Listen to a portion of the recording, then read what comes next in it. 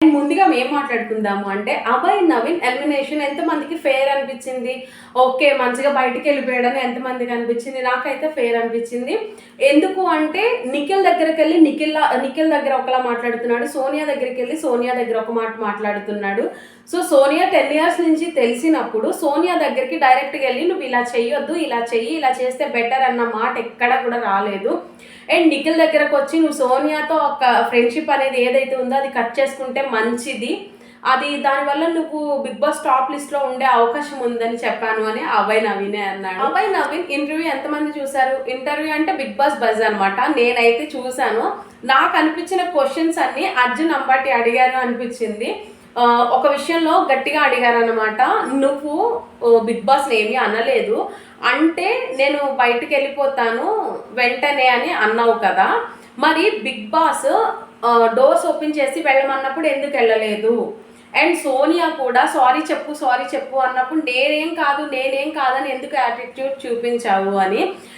తర్వాత మ్యాక్సర్ మాట్లాడినప్పుడు కూడా మొత్తం అన్ని చూపించినప్పుడు బిగ్ బాస్ని సైకో అనడం కానీ, పెళ్ళాం కొట్టినా తిట్టినా ఇక్కడికి వచ్చి మన దగ్గర ప్రెజర్ చూపిస్తున్నాడు అన్నప్పుడు కానీ, లేదా బిగ్ బాస్ నువ్వు బయాస్డ్, నీకు మైండ్ లేదు అన్నప్పుడు, మా పిల్లని తీసుకొచ్చి మా పిల్ల ఆడే గేమ్ లాగా ఆడుతున్నావు, నన్నైనా తీసుకెళ్తే నేను మంచి కంటెంట్ ఇస్తాను, మంచి కంటెంట్ రాస్తాను అని ఇలాంటివన్నీ అంటూనే ఉన్నాడు నాన్ స్టాప్గా.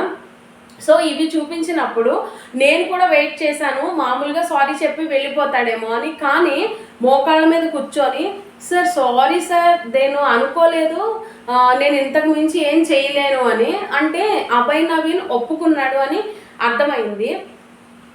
అండ్ అక్కడ అనిపించింది అభయ్ నిజంగా నేను వెళ్ళిపోవాలి, తప్పు చేస్తే నేను వెళ్ళిపోతాను అన్న మాట మీద నిలబడలేదు. అర్జున్ అంబాటి కూడా అదే చెప్పాడు, నువ్వు ఆ మాట మీద స్టిక్ అయి ఉంటే ఈరోజు నువ్వు ఆ మాట మీద బయటకు వచ్చి ఉంటే ఒక హీరో అయ్యేవాడివి అని. సో ఆ మాట మీద స్టిక్ అవ్వలేదు.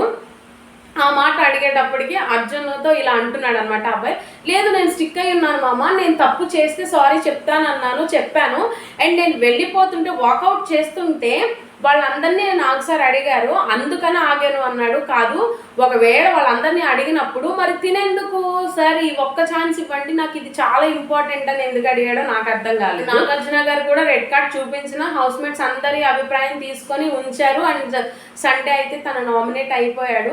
నాకైతే అభయ్ నవీన్ 1 week క్లాన్లో చీఫ్గా చేసినందుకు నిజంగా చాలా అంటే చాలా వర్స్ట్గా చేశాడని నాకు అనిపించింది. మీకేమనిపించిందో నాకు కామెంట్ సెక్షన్లో కామెంట్ చేయండి. ఇప్పుడు చీఫ్ అంటే తన క్లాన్లో ఎవరైతే ఉన్నారో వాళ్ళ బాధ్యతలు తీసుకోవాలి, వాళ్ళకు వచ్చే కష్టాన్ని తినుండి ముందు నడిపించాలి. లీడర్ అంటేనే తనకి క్లాన్లో ప్రతి ఒక్కరిని భద్రంగా కాపాడడం. కానీ ఎక్స్ట్రాస్ ఆడేటప్పుడు అభయ్ నవీన్ కూర్చొని వాళ్ళు వచ్చి పక్కన క్లాన్ వాళ్ళు వచ్చి ఎక్స్ తీసుకెళ్తున్నా ఆరాంసే పడుకొని అలా చూస్తున్నాడు. నాకు ఎక్కడా తన ఆట కనిపించలేదు.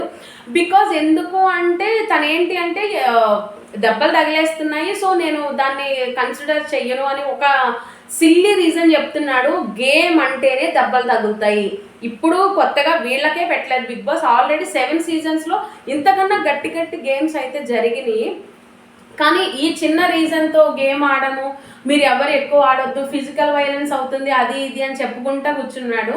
ఇందులో చెత్త ఏంటి అంటే ఇదంతా అయిపోయిన తర్వాత బిగ్ బాస్ వార్నింగ్ ఇచ్చిన తర్వాత వాళ్ళ క్లాన్లో వాళ్ళు నోరు మూసుకొని ఉండకుండా అన్న నువ్వైతే ఒక చీఫ్గా చాలా బాగా చేసావని క్లాప్స్ కొట్టారు. దానికి అభయ్ నవీన్ గారు అన్నాడు. సో ఇలా అన్నందుకు నాగార్జున గారు అయితే గట్టిగా ఇచ్చారు. నిజంగా ఆ ఎపిసోడ్లో అభయ్ నవీన్కి నాగార్జున గారు ఇచ్చిన సమాధానం అయితే సూపర్ అనిపించింది. సో మీకు ఎలా అనిపించింది కామెంట్ సెక్షన్లో కామెంట్ చేయండి. ఇంకా గేమ్ అయితే జరుగుతూ ఉంది. అభయ్ నవీన్ వెళ్ళిపోయాక అభయ్ నవీన్ కోసం సీత ఏడుస్తూ ఉంది, అలాగే విష్ణుప్రియ ఏడుస్తూ ఉండింది. వాట్ ఎవర్ ఇట్, మొత్తానికి అయితే అభయ్ నవీన్ అయితే బయటికి వెళ్ళిపోయాడు. ఒకటే చెప్తున్నాడు, నిఖిల్ తిని ఎవరైతే ఉందో సోనియా తనని వదిలించుకుంటే తను మంచి గేమ్ ఆడతాడని తను అదే చెప్తున్నాడు బయటకు వచ్చి కూడా. సో ఈ మాటే హౌస్లో ఉన్నప్పుడు గట్టిగా చెప్పుంటే నిఖిల్ కొంచెం మారేవాడేమో. చూడాలి ఎవరాట ఎలా ఉంటుంది. ఈ వీడియో నచ్చితే మీరు లైక్ చేయండి, షేర్ చేయండి, తప్పకుండా సబ్స్క్రైబ్ చేసుకోండి. Thanks for watching.